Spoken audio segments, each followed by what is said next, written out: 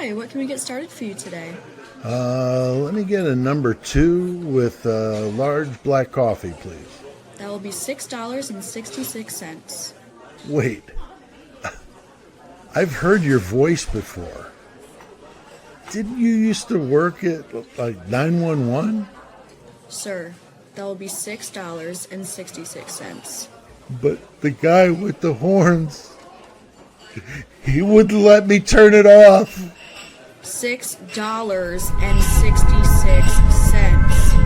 Oh my God.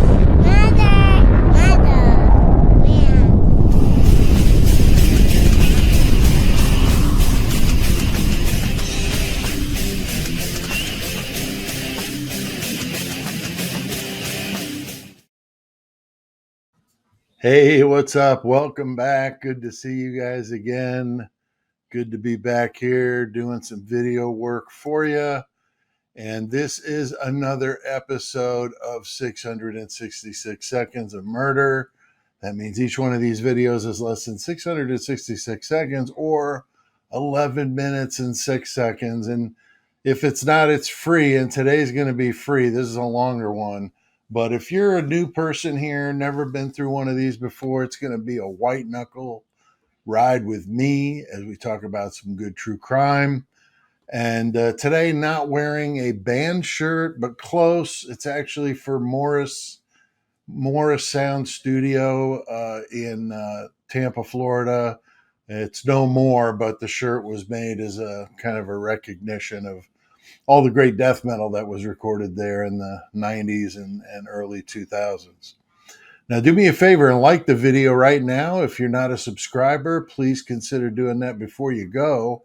And comments, those help as well. So comment away, and it doesn't cost you anything, and it helps the video get out there to more people.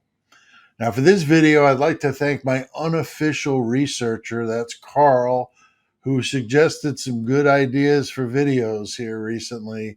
And you've probably seen him in the comments. If he's cool with it, I'll knight him the official researcher. But unless he'd rather be a rebel off the grid, that he can remain unofficial. That's up to him.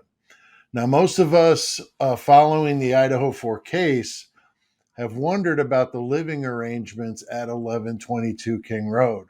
Now, I know that college students move around a lot and that a majority of them are getting some financial help from their parents. So they're not paying for this themselves. Some work and pay, of course. Others are on scholarships and different things that help. But even with all that information, I still have to wonder exactly what was going on there, especially with that sixth bedroom, which we've all wondered about. I mean, did that have anything to do with what happened here? Now, keep in mind that 1122 King Road is off campus, despite what Scott Green, the president of the University of Idaho there in Moscow, seems to believe. It's close, but not quite. And shortly before demolition, that's how it was, up until they got it, and then we'll get to that later. Odd coincidence, though, about the property is that Scott Green's parents used to own it many years ago. And I've heard multiple things about this. So I don't know whether he was actually living there as a child or not. I've heard both answers. Now, despite the Koberger confession, I still feel that questions deserve answers. I've had my concerns that his confession may have been coerced and only done as a sort of lesser of two evils. I mean, maybe he considered life was better than the death penalty. Not so much for being executed, since that would take at least 20 years, but the accommodations in that prison, death row there, not good. This is brutal. Solitary confinement 24/7. You do get 1 hour out of the day out of your cell, but you're still by yourself into a slightly larger cage that's outside. So knowing that could possibly explain why he may have pled guilty. And in Idaho, if they don't answer immediately to those questions, that she was asking him if he wanted to plead that way, and all those questions she was asking him, if there was any hesitation, the judge is supposed to throw it out. So that's why he was pretty convincingly saying yes and no, because that's what he had to do to plead that way. Now, Carl said that there was a 12-month lease at the house that began on June 5th of 2022, and this is according to the property management company that oversees it. Megan Mogan, Kaylee Gonzalez, Xana Kernodle, Bethany Funk, Dylan Mortensen, and an unnamed sixth person. But Carl wasn't satisfied with an unnamed person, so digging a little bit deeper is where he found Ashlin Couch. Now, Ashlin Couch is friends with these girls, not all of them so much, but she was in the same sorority with Maddie, and she's friends with Dylan as well, and that immediately brings some side eye with it to anybody who follows this case. But she moved out prior to June 2022, so that she was then obligated to pay the rest of the monthly payments, and so 11 months of payments for a room that you're not using. And then Ashlin graduated in December of 2021, so I'm not quite sure why she was still there 5 months later and then signed the lease again and then broke it. So really, really odd. Not sure what was going on in her life, but who knows. Now, there is a video of Xana talking about how she lived at the house for 2 years and that she renewed her part of the lease every June. So that's, standard, I'm sure. So it does seem odd that Ashlin signed the lease and then decided to move on. And then does her relationship with Dylan possibly explain some things? We've heard the rumors that Dylan's boyfriend at the time, Quinn Kelly, was allegedly involved in the trade of party favors over there in Boise. But did Ashlin sign the lease to avoid anyone else taking that sixth room, allowing someone in that trade to pay the rent for her part of the lease and use the room as like a stash house type thing? We've heard these rumors, and it is certainly possible.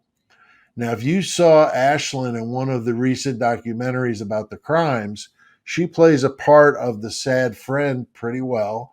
And, but again, we don't know what her true intentions were. And her mother is on there as well, allegedly providing some cover fire for her. But, again, I don't know. Mainstream media, I don't put a whole lot of trust in whoever interviewed them and what they chose to leave out and didn't ask questions about, and that sort of thing. So what did Ashlin do after graduation in December until May, and she signed the lease again in June?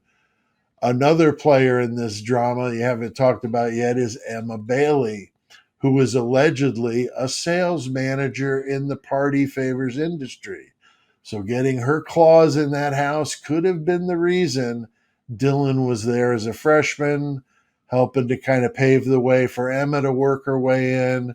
She's friends with these new girls, and I'm wondering if that may have caused some friction between the new school residents at the house and the old schoolers like Kaylee and Maddie and Xana to some degree. So that could have been what sparked this? I mean, I've been around females fighting. I mean, it could get pretty nasty. Now, with a little drama going on with tenants, excessive party favors, and alcohol, Kaylee abruptly moves out on October 22nd, 2022. She could have been the luckiest girl in the world if she'd have stayed in Coeur d'Alene and not agreed to be Dylan's +1 for a Pi Beta Phi formal. Strangely, neither of them were members of that sorority. That whole thing is worthy of a deep dive on its own. Now, Dylan seems like an alleged setup that Dylan wanted her to go with her to this party to put Kaylee at the house for that weekend. Kaylee would be remembered, though, as a tragic figure at the wrong place at the wrong time.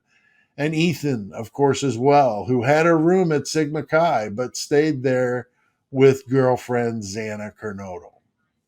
Now, ironically, on the same day that Kaylee moved out, there was something noted in the Moscow police daily log: disorderly conduct, female screaming, angry shrieks in Greek Row on Nez Perce Drive, and it's unknown what the source of this incident was. Maybe some sort of alcohol fueled partying or hazing, or who in the world knows. Now, allegedly, Katie's sorority and the Pi Beta Phi sorority for Xana, Bethany, and Ashlin were doing their share of excessive partying, and they were placed on probation for party favors, alleged hazing, and other forms of misconduct. So this was a volatile place. I mean, for sure, it sounds like a war zone. It's like it's honestly shocking to know that parents pay these outrageous prices to send their kids to these cesspools that are infiltrated with this Greek Row stuff that's just really over the top. And I'm surprised it's even allowed to be on campus. But when you realize that they're coughing up 75% of the donations for most of these universities, money talks, and you know the rest. Now, with all this going on across Taylor Street and the infamous Banfield sits the Sigma Chi fraternity. Lots of dark clouds encircling that place. One of the black marks was the May 22 passing of one of their pledges, Hudson Lindau. Hudson was found face down in about 2 inches of water in Paradise Creek, which runs behind Greek Row. There are plenty of rumors about this incident, which was ruled an accidental drowning by the Moscow police. And Moscow Police Chief Fry himself was the one that found the body at noon the following day. I'm not quite sure what noon the following day is so significant there in Moscow, but apparently they take their mornings very seriously. Now, some believe that Hudson didn't meet with an accident that night before. Rumor is that he was being waterboarded as part of some brutal hazing ritual. Again, allegedly. Now, did these things get out of hand and they maybe ditched the body in the creek and kept on partying like it never happened? Hudson was very close to Idaho 4 victim Ethan Chapin. And I have read that Ethan seems to have been ready to go to somebody about what he knew about Hudson's passing. And there was some bad blood already going on with him and his Sigma Chi brother, David Loach. And that's the same David that was allegedly fighting with him at Sigma Chi the night before the crimes.